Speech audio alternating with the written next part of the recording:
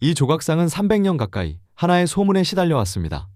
사람이 손으로 깎은 게 아니라 진짜 천을 마법으로 돌처럼 굳혀놓은 거라는 소문이었죠.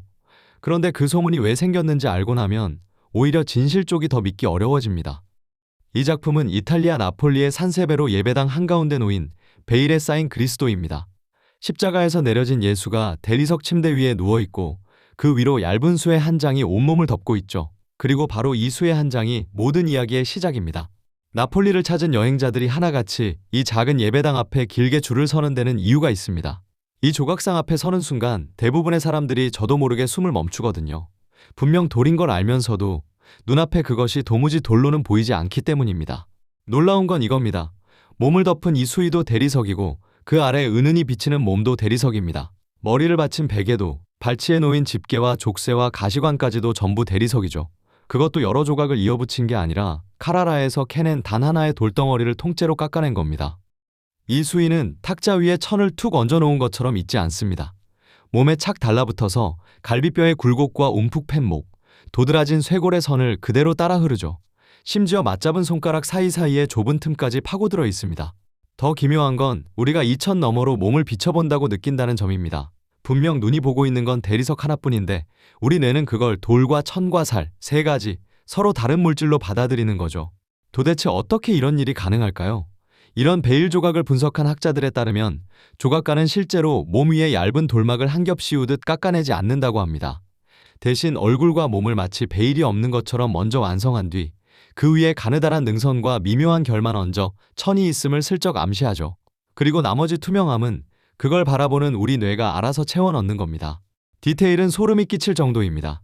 그리스도의 이마를 가까이서 들여다보면 베일 너머로 도드라진 핏줄 하나가 보이거든요.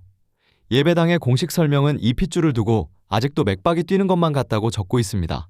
발치로 눈을 옮기면 예수가 겪은 고난의 도구들이 흩어져 있습니다. 집게와 족쇄, 그리고 가시관이죠. 그런데 이 물건들의 표면은 수이나 살결과는 또 질감이 다릅니다.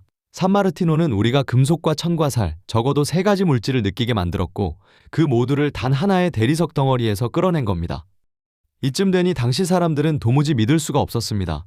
사람 손으로 돌을 깎아 이런 걸 만들었다는 것보다 차라리 다른 설명이 더 그럴듯해 보였거든요. 그래서 하나의 전설이 태어납니다. 이 조각을 주문한 사람은 라이몬도 디 상그로, 산세베로의 공작이었습니다.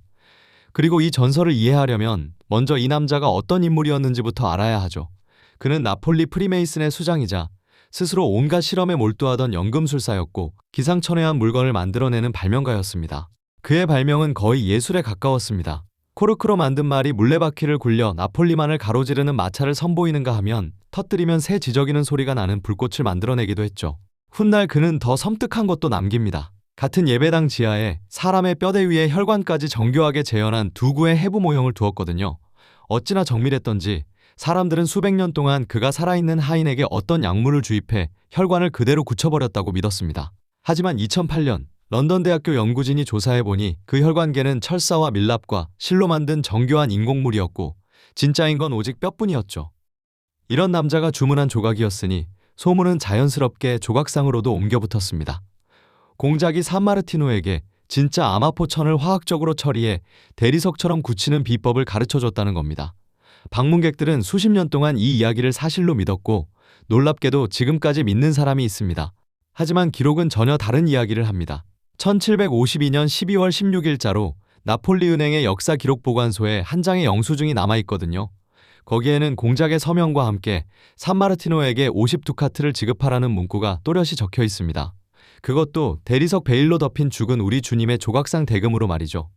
공작 자신도 다른 편지에서 그 베일이 조각상과 똑같은 하나의 돌에서 나왔다고 분명히 밝혔습니다. 증거는 이렇게 명백한데도 전설이 좀처럼 사라지지 않은 건 진실 쪽이 오히려 받아들이기 더 어려웠기 때문입니다. 32살의 젊은 조각가가 아무런 속임수도 화학도 없이 오직 정 하나로 단단한 돌에서 이 모든 걸 깎아냈다는 사실 말입니다.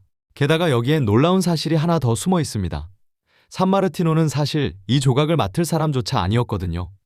공작이 이 일을 처음 맡긴 사람은 안토니오 코라디니, 베네치아 출신의 조각가였습니다. 그는 평생을 이 베일 대리석 기법 하나에 바쳐온 거장이었죠. 같은 예배당에 지금도 서 있는 그의 또 다른 작품, 정숙이라는 조각상 역시 얇은 베일 너머로 여인의 몸이 비치는 놀라운 걸작입니다. 그런데 1752년 8월 코라디니는 그리스도상을 미처 완성하지 못한 채 갑작스레 세상을 떠납니다. 그가 남긴 것이라곤 손바닥만한 테라코타 모형 하나가 전부였죠. 이렇게 비어버린 자리에 아직 이름조차 알려지지 않은 젊은 산마르티노가 들어섭니다. 그런데 그는 앞선 거장이 남긴 그 모형을 거의 거들떠보지도 않았습니다. 정해진 밑그림을 통째로 내던지고 완전히 처음부터 자기 손으로 새로 시작한 거죠. 대타로 들어온 무명의 조각가가 그렇게 완성해낸 작품은 훗날 당대 유럽 최고의 조각가로 불린 안토니오 카노바마저 사로잡습니다. 나폴리를 찾은 카노바는 이 조각을 사려다 거절당했고 이런 걸 만들 수만 있다면 자기 수명 10년이라도 기꺼이 내놓겠다고 말했다고 전해지죠. 그런데 이 걸작에는 정작 조각가가 아니라 그 주인을 둘러싼 짙은 그림자가 하나 더 얽혀 있습니다. 신의 영역을 넘본다고 여긴 교회는 끝내 이 공작을 파문해버렸고 그의 기이한 실험과 이 예배당은 오래도록 두려움과 수군거림의 대상이 됐거든요. 사람들이 이 조각에 굳이 마법이라는 딱지를 그토록 끈질기게 붙인 데는 바로 이런 주인의 그늘도 한몫했던 셈이죠. 자, 그렇다면 이 대리석 베일은 결국 무엇일까요? 그저 눈을 홀리는 정교한 손재주일 뿐일까요? 아니면 그 이상의 무언가일까요? 이 조각을 두고 사람들의 시선은 300년째 정확히 둘로 갈립니다. 한쪽에서는 이걸 그저 솜씨를 위한 솜씨, 기교의 과잉일 뿐이라고 깎아내립니다. 하지만 다른 한쪽에서는 기독교에서 베일이 인간과 신, 보이는 것과 보이지 않는 것을 가르는 경계인 만큼 이 대리석 베일이야말로 현실과 성스러움이 맞닿는 하나의 문턱이라고 말하죠. 그런데 정작 이 베일이 실제로 하는 일을 보면 이야기는 더 묘해집니다. 시신을 덮은 매장포라면 상처를 가려주는 마지막 잡이어야 할 텐데 실제로는 갈비뼈 하나하나와 고통의 흔적을 차라리 벌거벗은 몸보다 더 또렷하게 드러내거든요. 덮을수록 오히려 더 많은 것이 드러나는 이상한 천인셈입니다. 그래서 이 베일은 그리스도를 감추고 있는 걸까요? 아니면 오히려 드러내고 있는 걸까요?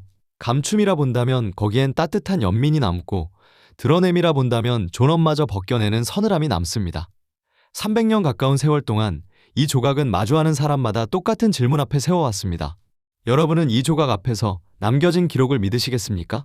아니면 여러분의 두 눈을 믿으시겠습니까?